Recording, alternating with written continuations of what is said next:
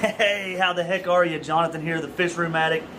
Welcome back to the channel. Thanks for tuning in. Thanks for watching my videos. And today we're going to do a fish room tour. I'm going to walk you through the fish room tour or fish room. I'm going to show you each tank. Some of them are kind of look duplicate because they have the same stocking in them, but I'm going to show you all of them anyway. Nonetheless, 32 of them. And I'm going to show you kind of how I've got everything set up. I'm going to kind of show you. I'm going to show you the layout of my fish room as well. So it's probably going to be a little bit of a lengthy video, but I'm just going to try to push through this. I will, if you have any questions about any of them, leave a comment, and I will answer them or go in deeper on some of these tanks in another video possibly. So with all that said, let's get going. I'm going to spin the camera around and give you an actual view because it's on the selfie mode right now, so everything's kind of backwards. But I'm going to give you an actual view of coming through the door, how it's set up, and go from there. All right, so coming right through the front door here, we've got a kitchenette. Everything is in. This is all in my shop out behind my house. I've got a little bathroom area over here. There's a little kitchenette here. As soon as you come in, there's a little Paludorium that I built. We'll talk about that in a little bit. There's a couple ponds setting over here that's usually outdoors. And of course, you'll see all my plants, all the plants. You'll see quite a few plants here throughout this fish room just because I brought them in. They're mostly tropicals and they don't do well in the cold. And it's pretty cold out right now. So anyways, you come in, you got a couple ponds here to the left as soon as you walk in, or straight ahead, I guess. And then of course, the kitchenette area, I've got my vinegar reel set up here. That's where I keep up with that. And of course, water changes, and I just use a hose and it runs off into the main part of the fish room. Once you're actually going in towards what would be the actual shop area, which I call the fish room, but there used to be some double doors. I actually just took all that off just to have that open. The heat circulates a lot better. It keeps that side warmer. And just, I think it looks better. It's more open. But so you come in here, we got my little setup, just a little tabletop setup here, cabinet, store stuff in. This is so handy. I didn't, it usually stays messy, but it's super handy for mixing up solution for brine shrimp, just storing your foods. If you're propagating plants or just whatever, like, it is just super handy to have that little workstation there. To the right of that, I got a rack that's eventually coming down. It's really just kind of a hold all right now, or catch all, I guess. And then there's the tank down there as well. And then, like, through this little hall of aquariums here, you go over and into the shop, Jeep stored in there, and over there is just a bunch of yard tools and things. That's just shop area over there right now. So. Probably it'll stay that way. I don't know if I'll ever need that much room for fish, but you never know. It's there if I need it. So, all right, so then you walk in this way. Again, there's plants lined up through here. And then you come through into I guess the heart of the fish room where everything is pretty well at. And it's kind of just a little den, I guess you could say. And it's a little lounge. So, yeah, that's pretty much the layout of the fish room. And as far as setup, so one of the things that I've been slowly working on is trying to just automate this whole room. And by that I mean like an auto water change system and such. But and it's a work in progress. So if you see behind the rack, the breeding rack here, there's a black pipe that actually runs all the way back and out. Well, I got too much junk in the way. Anyway, there's a hole in that wall back there that it'll go out and into there's another area out back that's like a lean-to kind of, and maybe eventually a greenhouse back there. But anyways, so I have started the process of auto water changing, so everything can drain. When I do my water changes, I just hook my hose up there and let it fill, and then it'll drain out to the back. The part that's missing still is getting a drip system to supply the water. Everything in the fish room is mostly ran on sponge filters. I do have a few hanging on the backs, and again, we're going to go through all that in a minute. But everything that's on the sponge filter, everything that does have a sponge filter is ran off the linear piston pump up here on the shelf. And of course there is a 1-inch tube or PVC pipe that runs all the way around, and then the airlines just drop down as needed around the room. The only thing that the 220 is ran on something on a FX. But yeah, so everything's pretty well run on a sponge filter. That is one of the best investments I think I've ever made. I think that came, well, I know that came from Aquarium Co-op, so I think that's the only place I've ever found them. I'm sure somebody else sells them, but anyways, so that's pretty well the layout. Again, I'm going to go through each one of these one by one and show you in detail what I have in these 32 aquariums. Alright, so the first tank we're going to talk about is a little 7-gallon Paludorium. And it actually does not have any livestock in it right now. I usually have a betta in there, but unfortunately it has passed. So I will probably put another one in there, but just a little 7-gallon. There's some elephant rock up here. There's a filter that I built. I actually built this tank with some spare glass I had laying around, and there's inside of these rock there's actually a little filter housing, and all this does is filters the water up to this little hole and comes out inside of there. It's real slow movement. Really it's a dirted tank. I don't really do a lot. It needs to be trimmed up a little bit more, but just kind of come in here and trim out of it. Maybe steal some plants out of it every now and then. And that's about it. It's just got a fluorescent light that's just hanging here. It's one of the little spiral tubes. I think it's a 5,000 Kelvin. But yeah, just a cool little tank. I enjoy it. It's the first one you see when you come into the room. So, right, so these 20-gallon ponds, they are, I can't really show you the stock because I don't have the camera that goes in the water. But they're usually, I typically have them outside. They're 20 gallons, so I just got some whiskey barrels and cut them, a whiskey barrel, cut it in half, and went to Lowe's and found these 20-gallon tubs. They actually might be 25-gallon.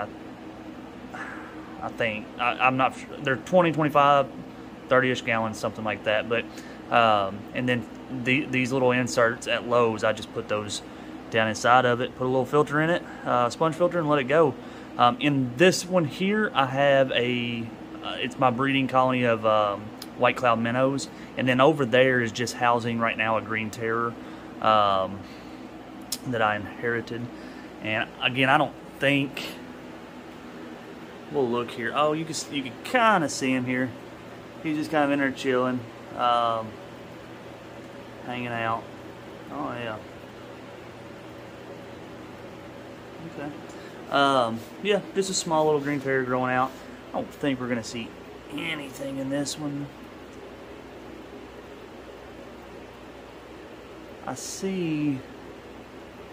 I do see some small ones swimming around, but I don't believe that camera's going to pick that up. But yeah, so there's probably, I don't know, maybe 15 white clouds in there that I know of. I'm sure there's probably some babies in there, but yeah, fun little. If you like little summer tubs and outdoor tubs, these are pretty fun. You can put them out, put some plants in them, and make a little breeding tub out of it. Alright, so this next aquarium is a 40-gallon breeder. It's got 2 sponge filters actually in it. All my tanks are heated. In this tank and the one beside it, I'm going to go ahead and just show you it as well.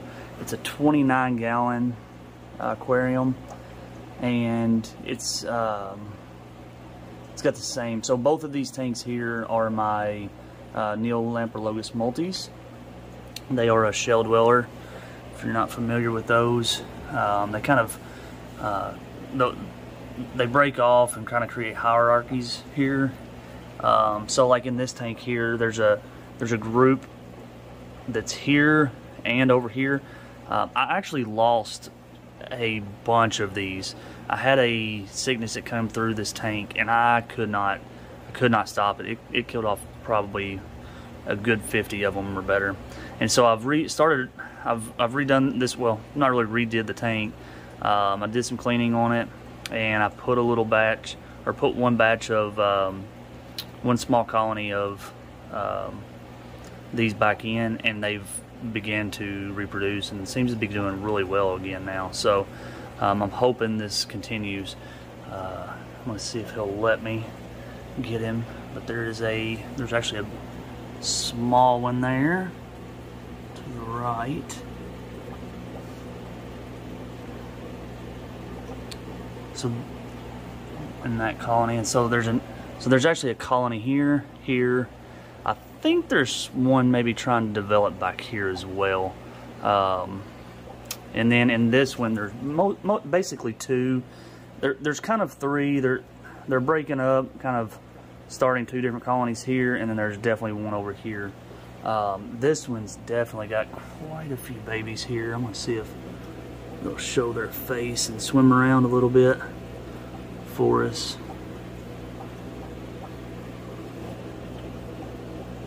Oh yeah, there they come out now.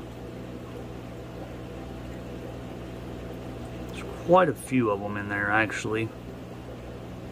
So what I've found about these guys is really, if you, I feed them pretty heavily. I find that they eat a lot, and that really gets them going. I don't leave a lot of light on them. There's a small light on this one. Actually, no light on that one at all, just from other than what's around. But it works. They love brine shrimp. I feed them a lot of brine shrimp, and that tends to really get them breeding a lot. So a lot of food's what I found to get them to breed. All right, moving on. So this next aquarium here is a 20 long. It is absolutely filthy, and it houses one Neolamprologus Lupa, which I bought this tank with these guys, them in it, and she ended up killing them. She killed all of them. I don't know if they was trying to breed or what, but it didn't work out well. I honestly have been wanting to rehome this one, because when I bought the tank, they all came in there, but I don't know what I'm gonna do. I need to get either get another, try it again, get some more. They're a really cool fish. Really cool fish. So I may just have to try it, get some more and try it again. I need to get this tank cleaned up. That is definitely on my to-do list. It's a 20 long. It does have a hang on the back. This was kind of put here temporarily, and it's been sitting here. And I do water changes on it. I mean, it looks very neglected, and I guess it is to some extent, but yeah. She's happy. She's been in here for over a year now. Yeah, I'm gonna put that on my list. I really need to get this thing. I keep saying it as soon as I get my 20 long rack going over on the other side of the room, then I'm gonna clean this thing up. But I just need to go ahead and just do it. Get rid of all that algae and make this tank look good again. All right. Next up, again, we have a 20 long. This is my Bristlenose Pleco breeding ground here. It is dirty. I overfeed this. These guys eat like crazy from what I found as well. I never had a whole lot of luck with these Bristlenose raising the babies. And then, so what I learned, well, I guess I was starving them. So now I'm just basically pouring the food to it, which has its negative side effects too. I got to change this water almost daily and vacuum it constantly, and it still stays It just stays messy looking. I don't know what else to do with it. But it's working now. I'm definitely breeding. The male is actually up in there. We'll have to get a light. I think he may be laying on eggs again, possibly. And then the female's laying around in here somewhere too. But yeah, it definitely stays messy a lot.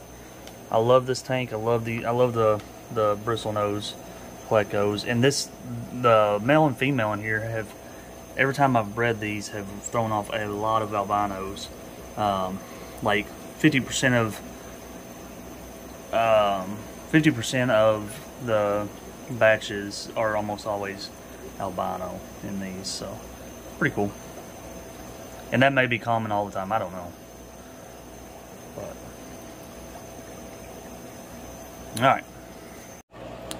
Alright, the next aquarium we're going to talk about is the 220 gallon. It is, it definitely houses what kind of got me going in the aquarium hobby. So, a little backstory. When we moved into this home in 2018, there's a little pond out there. It was like a little outdoor pond that's in the ground, and it's like a culvert buried into the ground that was just holding water and mosquitoes. And I thought, well, I'll just get some, I'll put some goldfish in it, because I don't want to dig it up. It's going to be a task to dig up. But anyways, so what happened was that winter, whenever I needed to shut that down, it was going to freeze, I had to do something with the fish. So I got an IBC tote from a friend, put it over here, actually where that rack is back there, and found myself constantly watching them all the time. So next thing you know, I got 32 aquariums. But anyway, it's filtered by an FX6. It's got goldfish. I inherited there's actually a rock bass up here, which is native to Kentucky, and there's a bullnose catfish in there as well that I inherited in a tank. I don't really know where they come from. I just know they was in there, and they're a native species. But the rest of those are just goldfish. There's some shabunkins here, and several commons. No heat. Pretty simple tank there. Eventually this whole tank's getting changed out, but anyway, it's cool. It's a nice one to sit and watch. They're very active fish.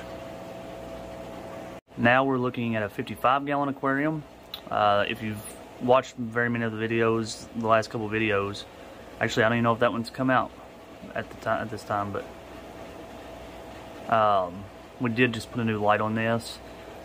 This has got a huge, probably 50-60 school of Serpe Tetras. Super cool fish, very active. It is a dirted tank, planted, sponge filter, and just an air stone coming up out of those rocks. Pretty simple setup. Pretty simple setup here. Nothing too fancy.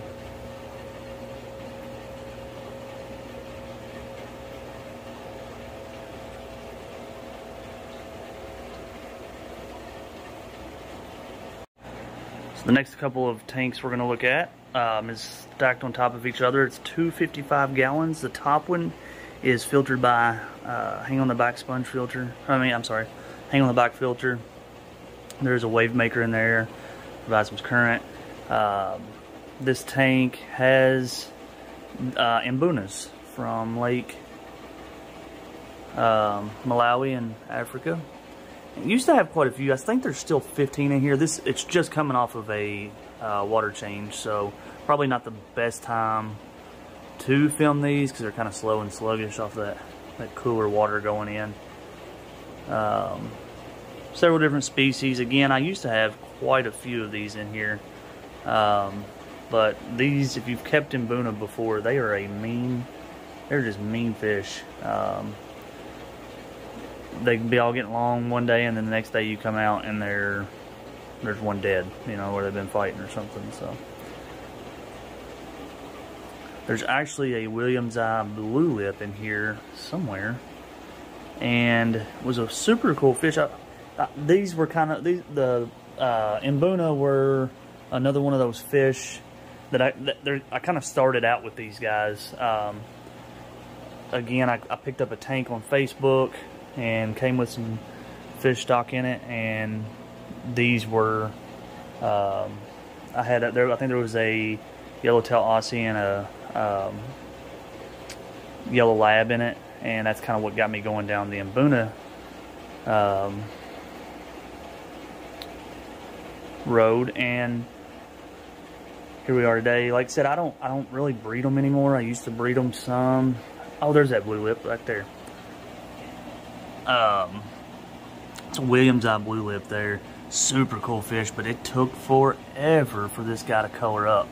It was just like it was like a gray fish forever, and just not a really pretty fish at all whenever he was kind of coloring up. But definitely looks better now. I don't know if the camera is doing him much justice, but anyway, those are very cool fish. They're usually very, very active. I think between the water change and the camera being in their face, they're not super excited about it. But super cool. It's a cool tank. I don't know if I'll ever add any more to them or not. I don't know. Maybe. I would like to put about 5 more in there. There used to be 25 to 30, I think, in it. Now, like I said, I think there's maybe 15. Coming on down, another 55 gallon. This is another tank that the stock has kind of went down on. This houses quite a few of my barbs. I breed a lot of barbs. I like the barb species a lot. There's a couple rosies in there, several gold barbs, a couple of tiger barbs, some green tiger barbs, Odessa cherries, and there's actually a Bristlenose Pleco or 2 in there as well, kind of just growing out. So I will be adding more to these. Most of what's in here are my breeding stock. So, well, some of, I guess. The other ones are up in quarantine tank, just making sure they're healthy enough to go back in. But this tank will get a little bit fuller over the next couple of months. It's definitely not overstocked at all.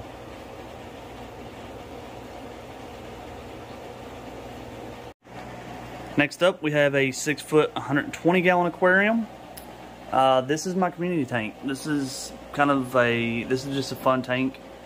I really enjoy this tank.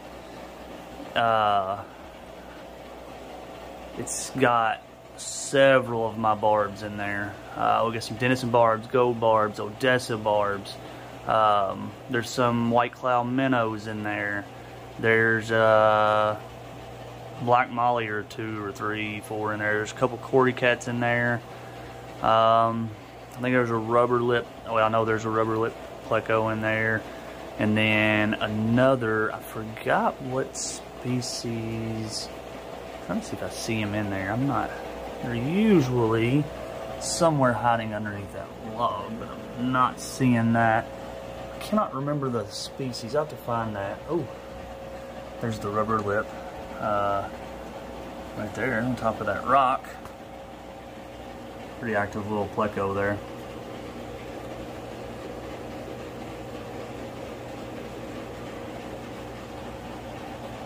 Yeah, it's a fun, very active tank. Same thing, I'm still kind of just adding to it. I'm kind of wanting maybe some blue gouramis or something to add a little bit of other color in this tank, and I may eventually end up putting a like a 3D background on this tank. I kind of like being able to see through it from both sides, so if I'm on the other side of the fish room I can see it, but the background would look super cool as well.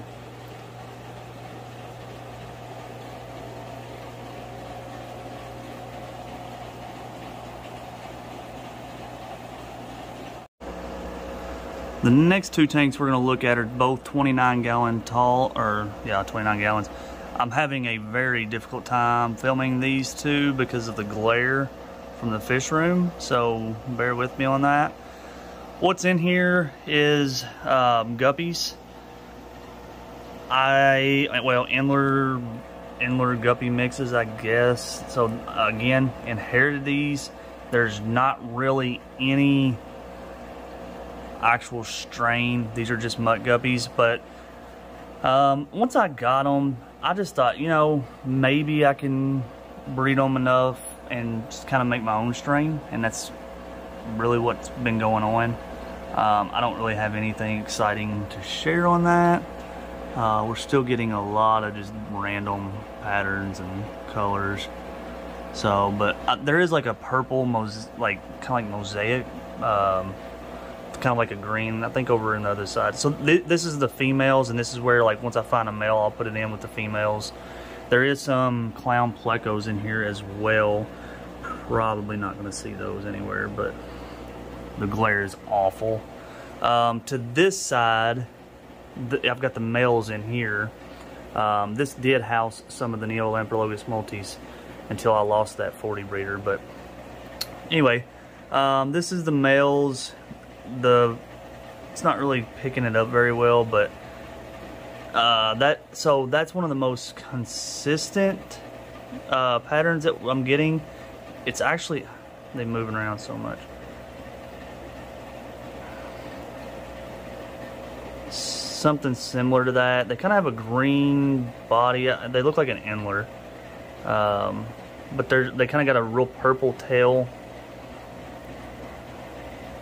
This one definitely doesn't, but anyway, again, nothing exciting there. They're just mutts. If I can catch something, get something out of it, then I think that would be cool, but it's not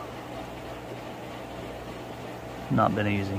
Anyway, just something fun to mess with. I don't know if I'll end up continuing that or not, but I'm gonna, until I decide I need that tank for something, those tanks for something else, I guess I will. Alright, straight below that is another big tank, 120 gallon. This is a 5-foot 120 gallon. This is the Oscar tank. You've probably seen a video of this where I've fed them. There's a Jack Dempsey, a large Severum, and 2 large Tiger Oscars in there, and there's also a common Pleco in there. He's usually hiding back there.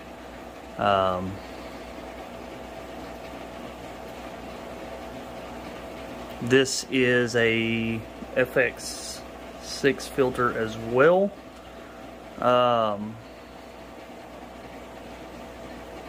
of course heated. Lighting on that one is just a fluorescent tube, but you've seen me hang some fluorescent lights like that, shop lights like that before. Puts off really good light. Of course, there's no live plants in here. If you've ever kept Oscars, you probably know that they pretty well decorate the aquarium how they want. All of this grass used to be like a centerpiece decoration. They've ripped it all apart. They put that one in there, and these two kind of stay floating. The Oscars have actually showed a lot of breeding behavior on this rock before. I've never seen eggs. I don't know if the Pleco gets them at night or what, or if they just haven't bred. But I know I went in to take that rock out one day, and they like to eat my arm off, so, or tried. But anyway, big old babies. If you've never kept Oscars, they are like big babies. They're like big water pigs. They'll eat about anything you put in there. They are temperamental. I will give them that, and so is that Jack Dempsey. That Severum has fared well in there. He'll probably eventually go to the 220 when we change all that over, but I love these guys. That Jack Dempsey does not take crap from anybody. Love that tank. Alright, moving over to the right of the Oscars is another, this is a 75 gallon.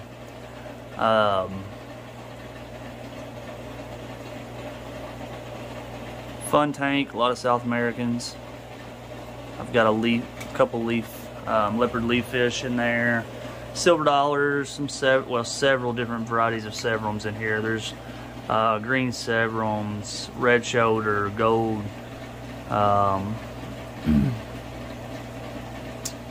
I forget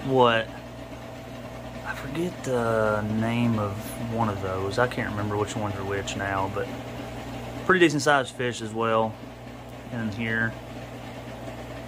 Pretty peaceful tank there. You really don't see a lot of aggression. This tank is dirty. The Pleco that I had in there had died a while back. I'd had him for a while, long while.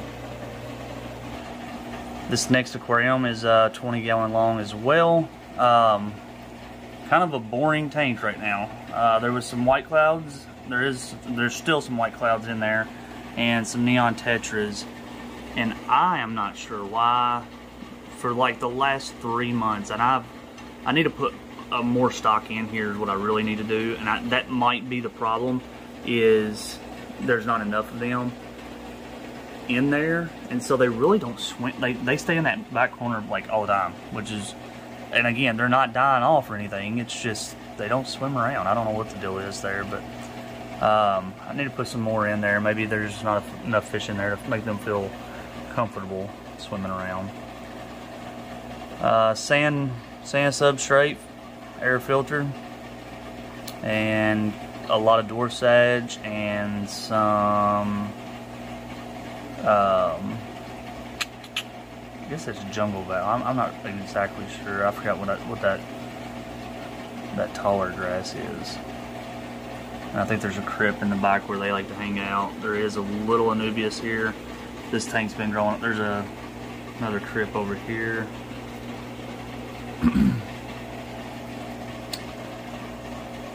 Fun tank, needs some cleaning, a lot of algae.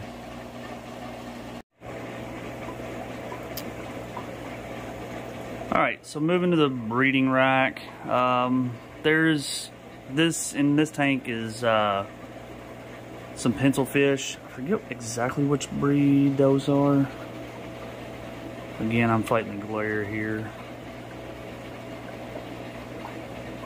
There's 6 of those in there, and there's also a bristlenose. Just a Amazon sword in the back, anubias in the front. Some more of that elephant rock, I really like that. And a sponge filter, pretty simple setup. That Pleco does a good job keeping it cleaned up.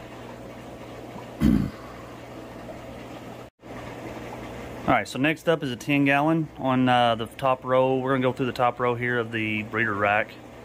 And this is a 10 gallon aquarium. There's some pencil fish in there. I forgot exactly which species that is. I haven't had these real long here. But you can see them kind of playing around back there. They're a little shy as well with the camera. There's a Bristlenose Pleco baby in there that's kind of growing out. Just kind of scatter them out through the fish room to help keep some of the algae issues down. He does a real good job keeping this one cleaned up. Still really battling that glare, guys. To the right of that is another 10 gallon, heavily planted, and it houses quite a bit of fry for my Kahaku Swordtails. There's actually one right here that's finally starting to grow his sword. These are all getting ready to go into the 75 there's actually quite a few of these. There's another tank here in a minute you'll see with the Kahakus in it. So heavily planted tank. I need to get in there and trim that guy, all this up a little bit. To the right of that one is another 10 gallon. And I don't know if we'll see them or not, but there's actually a couple. Oh yeah, there they go, darting around. They do not like the camera. Okay, there's a couple of fry. These are the last couple of fry that I have from the Mbuna.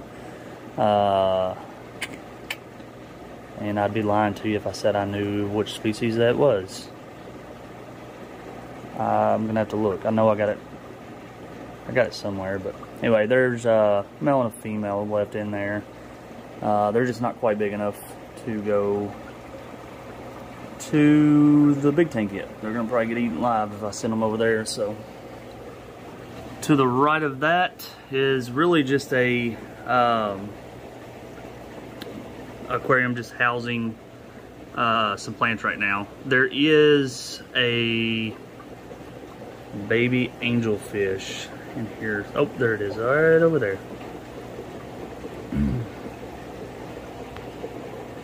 So he's in there getting a fat little belly. That's the only one that made it. I had actually like 15, but they died off. I'm not having real good luck with my angels. Not sure why. The eggs part. I've raised them plenty of times before, but for some reason I am not having luck right now. In here, another 10-gallon aquarium. A lot of quite a bit of guppy grass in here. Kind of overgrown, but definitely my select breeders. I've got a couple in here, cherries and Odessas. Of course, the camera is out, so they are hiding up in there. Not one to mess with me right now.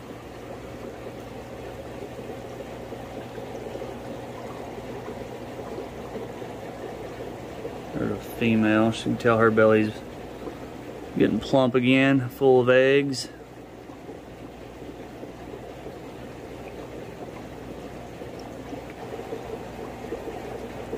So in here we got a pair of white cloud minnows, and they're breeding. They have not produced anything for me, but that's okay. We got a tub of them in there that does well. Really just kind of put something in here to I need to actually get them and put them in the tub and put some of my cherries that I need to raise up in this one so I can keep on breeding. But again, another 10-gallon over here, same thing, a bunch of kohaku babies, swordtails hanging out in there, growing out. They're a little bit further behind than the other ones I just showed you, so still pretty small there. So usually whenever I take them out of this 10 or out of the 20 that I get the breeders in, I'll put them up here and then let them grow out and then kind of separate them and take off as they grow up. But below the 10s is a row of 20 talls, and this first one actually has a German blue ram in it. I think he's back there hanging out behind that little pot there. There was actually a couple more. I got them from a box store. It ain't gonna zoom in back there. He's hiding. I got these from a box store. They didn't do real well, so it's only one left. I've got a couple more coming. I'm gonna try to breed those guys. Next up, we have it's another 20 long. Have some kohaku breeders in there. A lot of guppy grass. I don't see any babies in there, but this is the one I was talking about. There's actually still several juveniles in there that are growing out that I just kind of left in there, but yeah, I'll usually pluck the babies out of this one and put them in a tin up top, let them grow out a little bit, and then eventually once those grow up, they'll either get put back in the breeder or moved on. But beside that, I have a pair of Apistos. Again, I'm not exactly sure which. I have to look at that again. I'll put it on the screen here, but trying to breed them. They do not. I've seen a lot of breeding action, but no luck. Matter of fact, the female is actually in that little hut now, but I've not seen eggs. So I've never seen juveniles or babies from these. Next aquarium's 20-gallon tall again, and this is the Odessa Barbs, where they're growing out. So I'll breed them in the basket. The eggs will fall to the bottom. Excuse me. The eggs will fall to the bottom, and then I'll raise them up in this tank until about here, and then like for now these are going to stay in here. There's a fish swap coming that some of these guys are going to go to. A little bit of fish action in that one. Next over here is the 20 tall. This was the Mary W20 tank in the old videos. It's got some cherry shrimp in here and Galaxy Rasboras. So, yeah, Pearl Celestial Danio. Yeah, Galaxy Rasboras. I think they're called Pearl Celestial Danios as well. I am breeding them. So I breed them in here, pull the eggs, and put the eggs over here. I've not having a whole lot of luck. There is a couple of babies in there. Let's see if I can show you that maybe. I do have, I think there's 3 or 4 in there now. Oh, there's one right there. Maybe I'll see that swimming around. Kind of a tough, I've had a whole lot of luck with those just yet, but I will figure it out. They're egg layers, so it's not too bad. I found that they pretty well lay eggs about every day from what I've found, but just not having a lot of luck getting them to survive is my problem right now. And I may need to start feeding a little sooner than I have been. I've been waiting for them to free swim a little bit before I feed them, but I'm wondering if maybe they need something a little sooner. Over here is 20 tall with the angel grow outs, platinum angels here. Beginning to get pretty decent size.